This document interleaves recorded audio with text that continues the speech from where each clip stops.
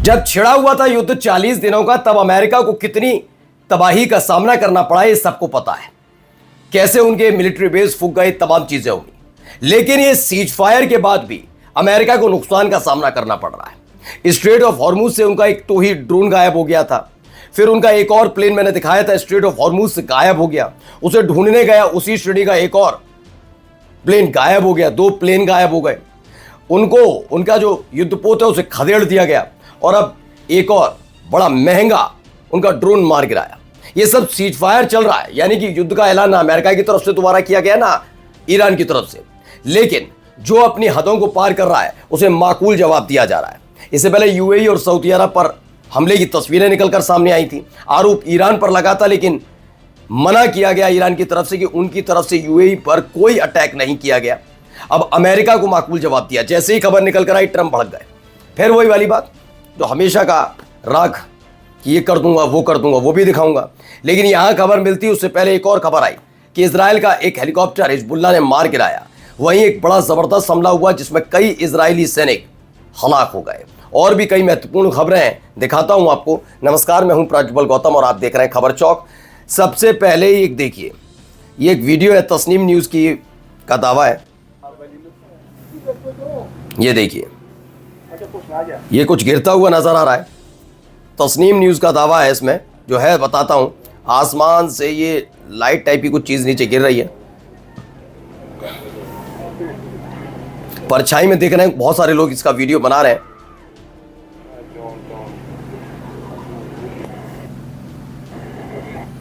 तो ये एक तस्वीर निकलकर सामने आई है जिसमें वो गिरा। इसको लेकर जो दावा है वो देखिए, ये है ER फ्यूल टैंक 1350 IPS और फ्यूल। ये तमाम चीज़ें उसका काम करता है, ये करता है। बहुत अच्छी तरीके से इसके बारे में बताया गया था कि कितना शानदार हमने MQ-9 रीपर बना रखा है, तमाम चीज़ें। लेकिन Iran shot down an American MQ-9A drone over the strait of Hormuz. Iranian think tank ने बताया था wreckage belonging to MQ-9A extended range USAF drone, यानी एक और MQ-9 रीपर ड्रोन मार गिराया गया है। इसकी पुष्टि कहां से होती है? देखिए, इसकी पुष्टि करती हुई खबर भी आई है निकलकर कि कैसे उन्होंने अटैक किया इसकी। ये देखिए, ये प्रेस टीवी खबर है। देखिए कितने छर्रे लगे हैं, पूरी तरह से खत्म। यही वो ड्रोन है। इसी तरह का ड्रोन लगातार इस्तेमाल किया जाता है। इसमें दावा किया गया है ये निगरानी करने के लिए भेजा गया था, जिसके लिए भी खुफिया ड्रोन था, जिसे न केवल मार गिराया बल्कि उस पर कब्जा भी कर लिया है। कुछ ऐसी तस्वीरें भी निकलकर सामने आई। ईरान ने दुश्मन के खुफिया ड्रोन को गिराने और कैप्चर करने का दावा किया। ये भी एक तस्वीर है। आइए ये देखिए, एक और उसी से रिलेटेड है कि इसमें बताया गया कि क्या है क्या नहीं। खैर वही है खबर।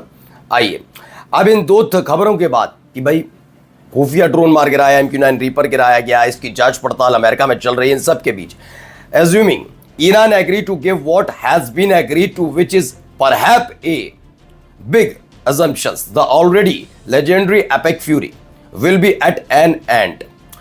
अब देखिए क्या कह रहे हैं भाई साहब। मान लीजिए कि ईरान में देने के लिए राजी हो जाता जिस पर सहमति बनी है, तो शायद एक बड़ा अंदाजा है, तो पहले से ही मशहूर एपिक फ्यूरी खत्म हो जाएगा और बहुत असरदार ब्लॉकेड से हॉर्मुज स्ट्रेट ईरान समेत सभी के लिए खुल जाएगा। अगर वे राजी नहीं होते तो बमबारी शुरू हो जाएगी।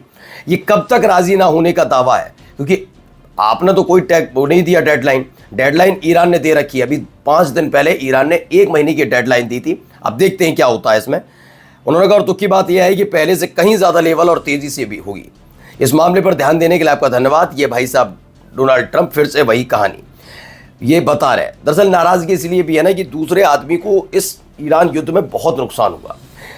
एक ऐसा नहीं कि इराक में गए, अफगानिस्तान में गए तो सब कुछ शांत था, सब झुक गए थे, ऐसा नहीं। वहाँ पर भी इराक में ना बहुत मुश्किलों का सामना करना पड़ा। जब खदेड़ दिए गए थे, कई अमेरिकी सैनिक मारे गए थे, बहुत सारी चीज़ें हुई थी। लेकिन ये बात भी सच है कि इराक उनके कंट्रोल में भी आया एक वक्त में और बेस कैंप तक बना लिया। अफगानिस्तान में भी ऐसी हालात थे। लेकिन जिस उम्मीद के साथ ये ईरान तक पहुंचे थे, क्योंकि इनको लगा कि वो तो लड़ाका संगठन है और लड़ाका संगठन के लिए कोई युद्ध के नियम नहीं होते। लड़ाका संगठन के लिए युद्ध के, किसी भी देश की सरकार के लिए युद्ध के नियम होते हैं। तो ईरान को ये देश की सरकार के तौर पर इस्तेमाल कर रहे थे और खुद कर रहे थे लड़ाका संगठन की तरह हमला।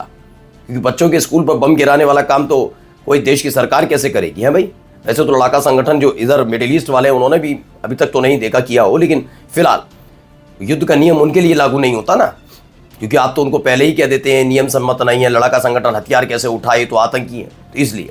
लेकिन अमेरिका और इजराइल ने बिल्कुल उसी तर्ज पर किया ना, इनके लिए युद्ध के नियम नहीं थे, ईरान ने इन्हें घुटने पर लाकर खड़ा कर दिया, इसलिए बौखलाए हुए हैं। अब देखिए एक और खबर है, यह हेलीकॉप्टर मार गिराया है, इसमें दावा किया गया है 5 मई 2026 को, जिसमें दावा है we targeted a helicopter belonging to Israeli enemy army in the sky over the town of Al Baida with an air to air missile and destroyed it contained 14 elite soldier. 14 सैनिकों को ले जाने वाला यह हेलीकॉप्टर मार गिराया है। Israel को एक तगड़ा झटका लगा। इसमें भी खबर निकल कर आई more than 10 soldiers between killed and wounded in an ambush carried out by Hezbollah fighter in south Lebanon. दक्षिणी लेबनान में भी एक बड़ा अटैक किया गया। दावा है इसमें 10 इजरायली सोल्जर्स हैं, जिनमें से कई मारे गए और कई घायल हो गए।